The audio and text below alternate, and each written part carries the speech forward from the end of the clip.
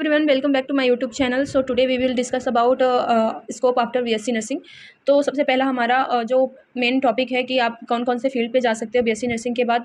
Teaching field पे जा सकते हो और जॉब की फील्ड में जा सकते हो। तो सबसे पहले आप टीचिंग फील्ड में कैसे जा सकते हो, उसके लिए आपको एमएससी करना पड़ेगा। तो एमएससी करने के लिए बहुत सारे अलग अलग कॉलेज होते हैं जिसमें आप एमएससी कर सकते हो। और इस बीएससी नर्सिंग के बाद कौन कौन से कोर्स कर सकते हो आप, इसके लिए मैं एक अलग से वीडियो बना दूंगी। अभी हम बात करते हैं कि बीएससी नर्सिंग के बाद और जीएनएम नर्सिंग के बाद आप कौन कौन से जॉब कर सकते हो। तो सबसे पहले आपने नॉर्सेट के बारे में जरूर सुना होगा। एम्स हॉस्पिटल को देखा भी होगा। वो एक सेंट्रल लेवल का हॉस्पिटल होता है। उसमें आपने देखा होगा कि उसमें एक अलग लेवल की ही नर्सिंग ऑफिसर्स होते हैं। अलग मतलब उनकी एक अलग ही क्वालिटी स्टेटस होता है।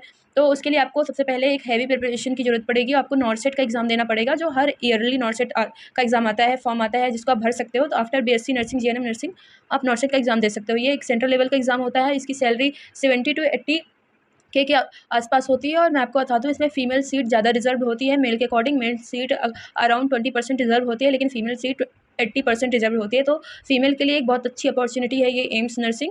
तो नॉर्सेट आप दे सकते हो, लेकिन उसके लिए आपको हैवी प्रिपरेशन की जरूरत पड़ेगी, ऐसे ही नहीं निकल जाएगा।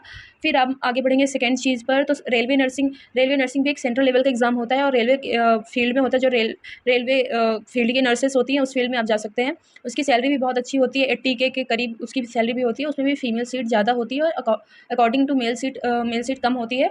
तो इसमें भी फीमेल्स के लिए बहुत अच्छी अपॉर्चुनिटी है कि वो इस फील्ड में जा सकते हैं। फिर हम आगे बढ़ते हैं और हम देखते हैं कि MPCHO, आपने MPCHO के बारे में सुन रखा होगा। CHO आपके गांव या फिर आसपास के एरिया में CHO होते हैं, जो कम्युनिटी हेल्थ ऑफिसर होते हैं। तो उसको आप बीएससी नर्सिंग और जीएनएम नर्सिंग के बाद भी दे सकते हैं। और उसमें फील्ड वर्क होता है, वो ईयरली आता है या फिर 6 मंथ के करीब MPPAB के वेबसाइट पे आता ही रहता है CHO की भर्ती। और इसके बाद आपकी सीधे गवर्नमेंट पोस्टिंग होती है और इसमें फील्ड वर्क के हिसाब से आपकी पेमेंट बनती है। फिर हम आगे बढ़ते हैं और MP NHM के बारे में भी आपने सुना ही होगा। ये भी MPPAB की वेबसाइट पर ही आती है। और MP NHM के अंतर्गत आप ANM वाले भी इसमें भर्ती हो सकते हैं। ANM के लिए भी कभी कभी MP NHM के द्वारा पोस्ट आता है, पर हम यहाँ पर ANM की बात तो कर नहीं रहे अभी हम ANM के बारे में अलग से वीडियो बना देंगे कि ANM क्या होता है, उसकी सैलरी क्या होती है और उसके कोर्स की अवधि क्या होती है, ड्यूरेशन पीरियड कोर्स का कितना होता है। तो अभी मैं बता दूं, MP NHM की भर्ती से आप स्टाफ नर्स, नर्सिंग ऑफिसर की उसमें जा सकते हैं, पोस्ट में जा सकते हैं। उसके लिए MPPAB की वेबसाइट पे 6 to 3 3-4 महीने में आता ही रहता है उसकी भर्ती। करीब 100 भर्ती, 200 भर्ती अलग अलग डिस्ट्रिक्ट हॉस्पिटल या फिर मेडिकल कॉलेजेस के हिसाब से जितनी रिक्वायरमेंट खाली होती है उसके हिसाब से MP NHM की भर्ती आती है। फिर हम बात करेंगे कि मिलिट्री नर्सिंग। तो मिलिट्री नर्सिंग आप आफ्टर 12th भी जा सकते हो और बीएससी नर्सिंग जीएनएम नर्सिंग के बाद भी जा सकते हो। आफ्टर 12th में भी आप पेपर देके, तो वहाँ एक अलग से, जैसे हम अभी नर्सिंग कर रहे हैं या फिर प्राइवेट कॉलेजेस से नर्सिंग कर रहे हैं, वैसे ही वहाँ एक अलग नर्सिंग होती है। और बीएससी और जीएनएम नर्सिंग के बाद सीधे आपको जॉब मिलेगी, लेकिन उसके लिए आपको एक ऑनलाइन एंट्रेंस एग्जाम देने के बाद आपको एक इंटरव्यू क्रैक करना पड़ेगा और फिजिकल एग्जामिनेशन भी देना पड़ेगा कि आप फिजिकल फिट है कि नहीं, क्योंकि ये मिलिट्री नर्सिंग के फील्ड में है। तो उस हिसाब से आपको थोड़ा तैयारी करना पड़ेगा, ठीक है।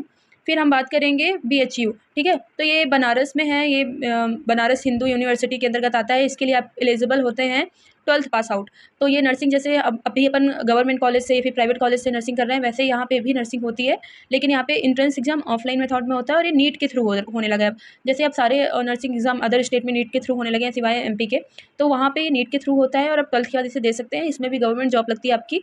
फिर हम बात करेंगे DSSSB की। ये Delhi subordinate service selection board होता है। इसमें आप टीचिंग पोस्ट के लिए अप्लाई कर सकते हैं अगर आपके पास MSc नर्सिंग है, और इसमें आप स्टाफ नर्स या फिर नर्सिंग ऑफिसर के लिए भी अप्लाई कर सकते हैं। और ये वीडियो प्राइवेट कॉलेजेस के BSc नर्सिंग स्टूडेंट और गवर्नमेंट कॉलेजेस के BSc नर्सिंग स्टूडेंट दोनों के लिए है, और JNM नर्सिंग स्टूडेंट के लिए भी है। ये जितने भी फील्ड मैंने बताए उसमें सारे नर्सिंग स्टूडेंट जा सकते हैं। और अच्छी हैवी प्रिपरेशन की ज़रूरत पड़ेगी सारे फील्ड के लिए। NHM के लिए आप नॉर्मल प्रिपरेशन कर सकते हैं, लेकिन एम्स, नॉर्सेट और ये रेलवे नर्सिंग के लिए हैवी प्रिपरेशन की ज़रूरत पड़ेगी। तो थैंक यू, मिलते हैं नेक्स्ट वीडियो में। प्लीज़ लाइक कर दीजिए, सब्सक्राइब कर दीजिए चैनल को और बेल आइकन को दबा दीजिए, जिससे आपको सारी नोटिफिकेशन मिलती रहे। Thank you so much.